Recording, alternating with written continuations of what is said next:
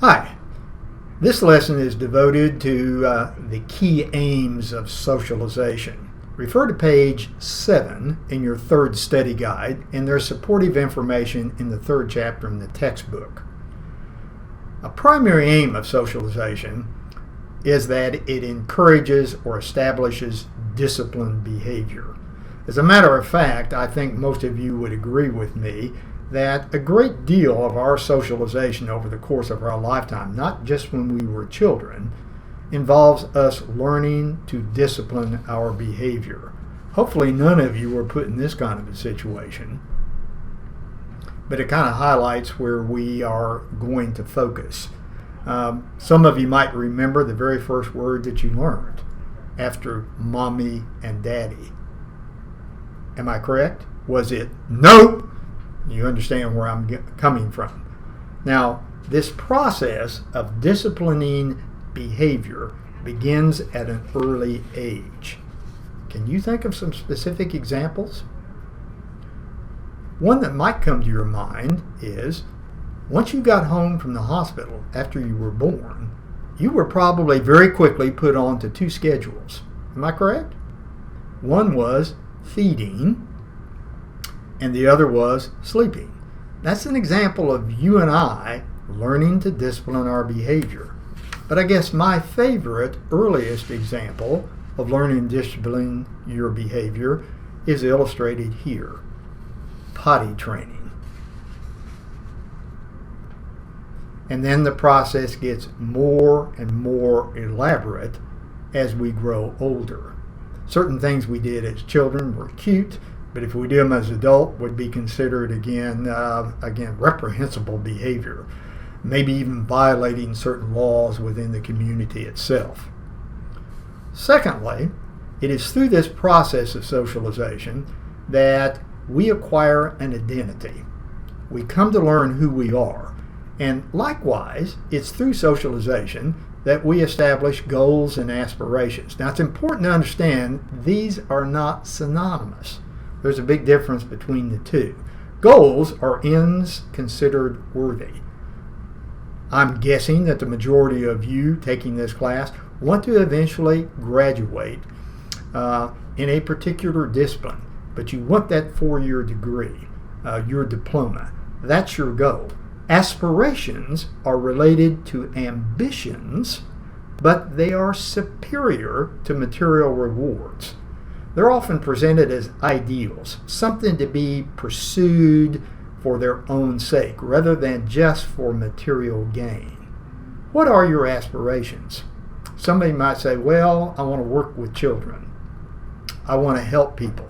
Those are aspirations. Now, help me out a little bit. Would you agree with me that if you have goals and aspirations, would that make it a little bit easier for you to discipline your behavior? What would you rather be doing right now than taking a college class? Well, anything, teach. Then you understand where I'm coming from. Now, a third important aim of socialization is that through this process, and by the way too, anytime you went through this as a child, that's you and I again learning to discipline our behavior. Let's talk a little bit about some of the basic skills designed to prepare us for adult activities. Some of these are very, very basic. One of the earliest, before we could do this, we had to learn to crawl. So there's a wide variety of physical skills that we acquire via this process known as socialization. Okay? Brushing your teeth, for example. On the other hand, I think you would all agree with me that we learn a wide variety of social skills. Proper etiquette, for example. Well, you shouldn't belch at the table when your grandmother is present. That's a social skill. Learning how to greet. I can still remember my father giving me detailed instructions about how to shake hands, especially with another man. Don't be a wet noodle, he said. Now, on the other hand, we're going to acquire a wide variety of communicative skills. One of the most basic is the capacity to write. Most of you, I think, would agree with me that today these communicative skills have become very, very, very important. These skills are necessary for us to become functioning members of society. Now, at the same time, through the process of socialization, we're going to learn the social norms of our groups, as well as our established roles and associated social statuses. Remember, we talked about statuses and roles earlier. Status, position that you occupy. Right now, student. Role, how you're supposed to behave when you occupy that position. So you're supposed to study, you're supposed to prepare for exams, you're supposed to keep up with your work, you're supposed to read textbook assignments, etc. Now, I want to focus for just a bit on the fact that playing roles is not easy. Some of you may very well have experienced what is sometimes called role inadequacy. It's sometimes referenced as inadequate role preparation. Ruth Benedict, well-known American anthropologist, many years ago argued that in a rapidly changing society like ours, we don't get a lot of good information in detail about how to prepare for later roles. And she addressed this as role discontinuity. Okay, you just don't get much preparation for any more than a few years ahead. So let me ask you to consider this. How well prepared are any of you for the following? Or if you are in these statuses and performing these roles, how well prepared were you? Marriage, parenthood, divorce, retirement, growing old, and last but not least, death. Well, many researchers think that we probably receive the least amount of role preparation for two of these. Now, none of these researchers are suggesting our society could ever fully prepare us. The argument is, could we get more preparation? So of those I just listed, marriage, parenthood, divorce, retirement, growing old, and death, which ones do you think we receive probably the least preparation for? Have you got it? Well, research suggests growing old. Another somewhat humorous way of looking at it from Cat in the Hat.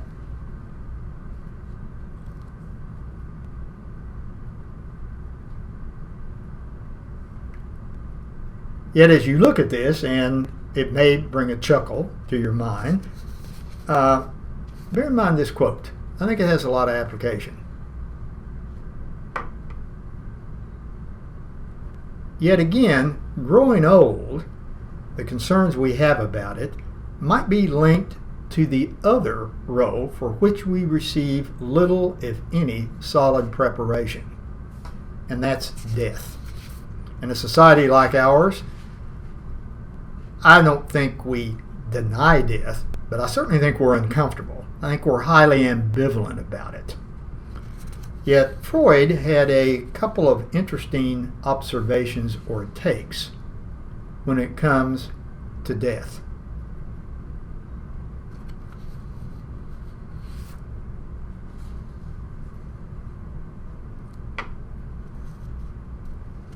And Rowling has my favorite quote about death. But for some folks, death marks the end. All productivity ends. The pursuit of life, liberty, and happiness is gone with death. So death becomes very fearful, and it's linked directly to old age. Some of you may be thinking of the fact, well, most old people have got one foot in the grave. Now, on the other hand, I want you to bear in mind, too, that when it comes to playing roles, we often find ourselves in a tough situation with a phenomenon known as role conflict. Now, role conflict takes two forms, and I want you to kind of bear this in mind. You may be experiencing one of those right now, where the demands of two roles you're playing simultaneously jam up against one another. You're a student, but you're also a parent. Okay? You are a student, but you're also a worker. So have you ever been in this situation? You're a student, but you have a very sick child, and you've got a major exam, but you also are a parent. what do you do? Well, that's an obvious role conflict, just like a parent who's a police officer apprehends his or her own child in the act of committing a crime. Sometimes, too, role conflict is brought on by role strain. Okay? This aptly illustrates in part what I'm getting at. But again, this is the easiest of the two types of role conflict to identify. The demands of one role conflict with the demands of another role. However, you want to bear in mind that sometimes role conflicts crop up in a single role. Okay? For example, any of you who happen to be parents, maybe this part of the parental role you really like. Atticus Finch from To Kill a Mockingbird, a father, again, providing a positive role model with respect to his own child. The learner, the supportive, the teacher part of the role. Some of you as parents, like me, I like that. That's pretty cool. But then again, there's a part of the role of parents you might find difficult. You've got to be judge, jury, and executioner. Okay? Now, for me as your instructor, I realize that I can put you in this kind of situation with testing projects in this particular sort. And some of you may approach, as does Peppermint Patty, education in this fashion. I really like this cartoon. But as your instructor, before the end of this semester, I've got to evaluate you. That's a part of my job I find difficult doing. This part, I know it's a worn out cliche employed by a lot of North Americans, but I really love what I'm doing, or I wouldn't still be doing it. But this part of my job is very difficult. Maybe some of you have a supervisory position at work. Certain aspects of that job you love. It challenges you. You're excited about it. But then when you have to discipline someone under your charge, you may find that very, very difficult to do.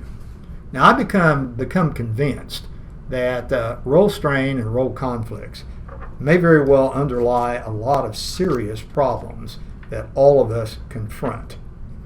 Now, most of us deal with this stress and strain before it gets really great and basically, again, overruns our capacity to cope by turning to others for some advice and insights. Okay? Some of you may, like I do from time to time, just rationalize away a role conflict. Try to redefine it in terms more pleasing to you. On the other hand, some of you might very well employ a professional to assist you. Okay? Still others of us, and I think most of us do this to one degree or the other, we compartmentalize. Okay?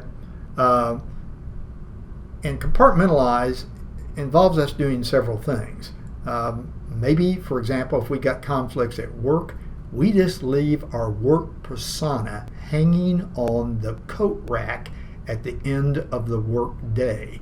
We don't take it home with us. On the other hand, we may compartmentalize roles by saying, I can't be everything to everybody, but right now, this is what's most important to me. And I suspect, again, some of you might find yourself in a situation, if you've got a major exam scheduled in a class, but your child's running 105-degree temperature, I would guess you're going to compartmentalize your role and put parental responsibilities at the top. But you want to remember that if we internalize these role stresses and strains, we start thinking about them, we start worrying about them, again, they can lead to serious problems, very serious problems. So bear that in mind. Now, in the next class session, we're going to look further at how the process of socialization works.